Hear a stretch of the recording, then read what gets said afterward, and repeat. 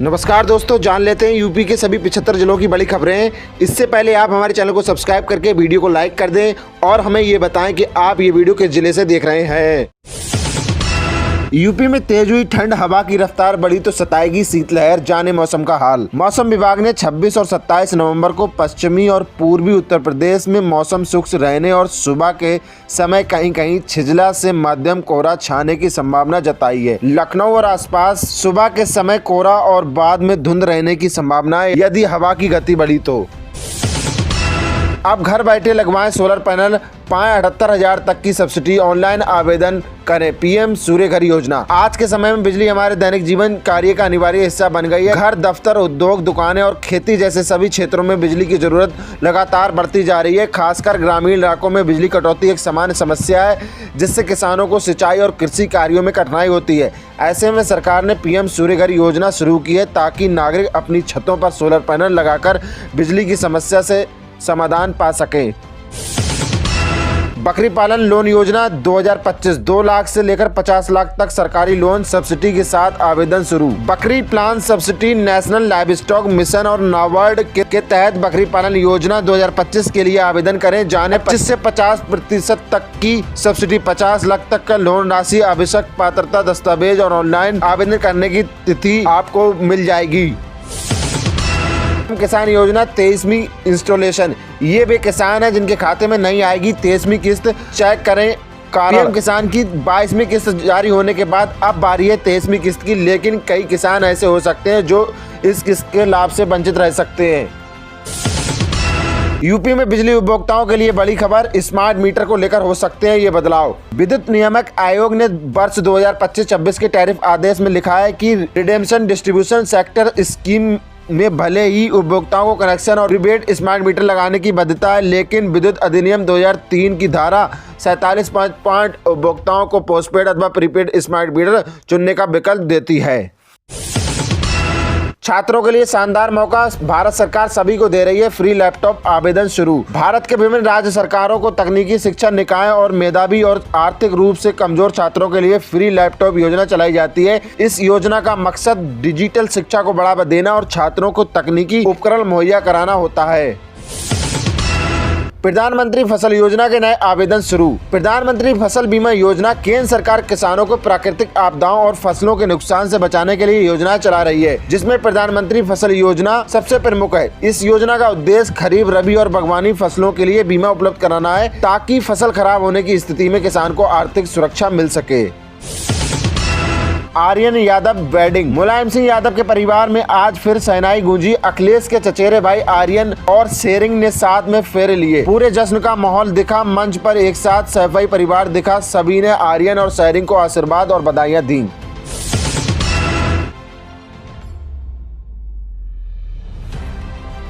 अयोध्या राम मंदिर पर फहराई धर्म ध्वजा, मोदी भावुक हुए, बोले अब मानसिक गुलामी से मुक्ति का लक्ष्य। इसने राम को भी काल्पनिक बता दिया। अयोध्या का राम मंदिर आज संपूर्ण हो गया। प्राण प्रतिष्ठा के 673वें दिनों के बाद पीएम मोदी और आरएसएस प्रमुख मोहन भागवत ने मंदिर के शिखर पर ध्वजारोहण किया। सुबह 11:50 पर अभिजीत मूर्ति ने बटन दबाते ही 2 किलो के केसरिये ध्वज 161 फीट ऊंचे शिखर पर फहराने लगी।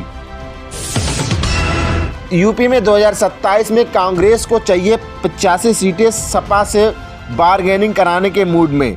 लोकसभा चुनाव में बसपा को पछाड़ा था। यूपी का दलित समाज संविधान को लेकर काफी संजीदा है। 2024 में जब संविधान पर खतरे की बात उठी तो दलितों ने बसपा के बजाय कांग्रेस को वोट दिया। जहां कांग्रेस के प्रत्याशी चुनाव में उतरे वहां बसपा को काफी कम वोट मिले। वहीं इंडिया गठबंधन में शामिल जहां सपा जीती।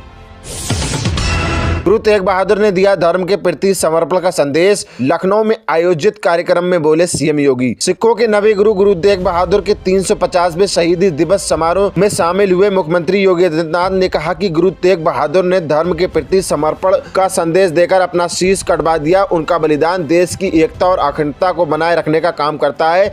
सिख गुरुओं की वजह से ही आकर्ताओं के मंसूबे काम नहीं आ सके।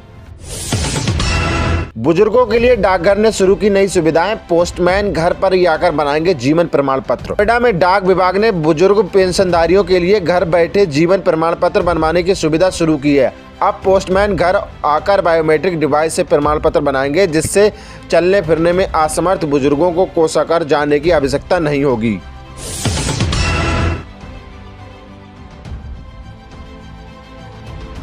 नरेगा को लेकर बड़ी खबर आ रही है भाई। बायोमेट्रिक से होगी हाजिरी, बहुत हो रही थी धांधलेबाजी। प्रयागराज में मनरेगा श्रमिकों की हाजिरी व्यवस्था में बदलाव होने जा रहा है। धांधली को रोकने के लिए श्रमिकों के चेहरे की स्क्रीनिंग से हाजिरी दर्ज होगी। जनपत्र में सक्रिय श्रमिकों की KYC कराई जा रही है, जो लगभग 64% पूरी हो चुकी है। लखनऊ में पुलिस ने डायवर्जन किया लागू, अब इन रास्तों पर नहीं जा सकेंगे वाहन। लखनऊ के 12 बिरवा चौराहे पर अंडरपास निर्माण के दौरान पाइपलाइन फटने से यातायात बाधित हो गया। ट्रैफिक पुलिस ने तत्काल डायवर्जन जारी किया। उत्तर रेलवे के 41 से 16 पदों पर आवेदन स्टार्ट, बिना परीक्षा एवं इंटरव्यू से होगा चयन। नॉर्थ रेलवे के अप्रेंटिसशिप के 41 से 16 पदों पर भर्ती निकल गई है। इस भर्ती में शामिल होने के लिए अभ्यर्थी 24 दिसंबर तक ऑनलाइन फॉर्म भर सकते हैं। आवेदन के लिए 10वीं और ITI पास होना चाहिए।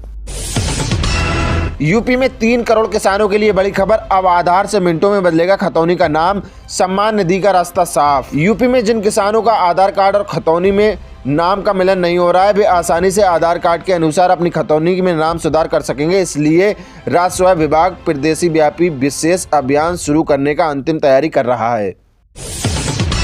वहां मस्जिद थी और कयामत तक रहेगी। अयोध्या में राम मंदिर ध्वजारोहण पर बोले AIM नेता वारिस पठान। वारिस पठान का यह बयान उस दिन आया जब अयोध्या में विवाह पंचमी के शुभ अवसर पर राम मंदिर का ऐतिहासिक अनुष्ठान संपन्न हुआ। AIM नेता ने न केवल मंदिर मस्जिद मुद्दे पर टिप्पणी की, बल्कि प्रधानमंत्री नरेंद्र मोदी और भारतीय जनता पार्टी पर भी निशाना साधा।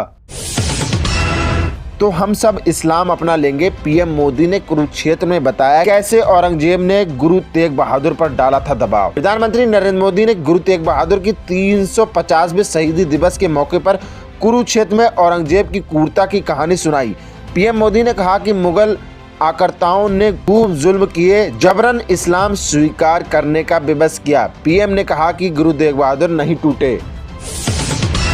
लालू के बाद नीतीश पर ओवैसी ने फेंका पासा। दोस्ती का पैगाम तो है, लेकिन लहजा तकरार वाला। असदुद्दीन ओवैसी ने नीतीश कुमार को समर्थन का प्रस्ताव दिया, मगर लहजा कट्ठाज भरा है। उन्होंने आरोप लगाया कि नीतीश का विकास सिर्फ पटना और नालंदा तक सीमित है। राजनीतिक तौर पर दोनों का साथ आना मुश्किल है, क्योंकि नीतीश खुद को सीमांचल में अपनी पैठ बढ़ाना चाहते हैं।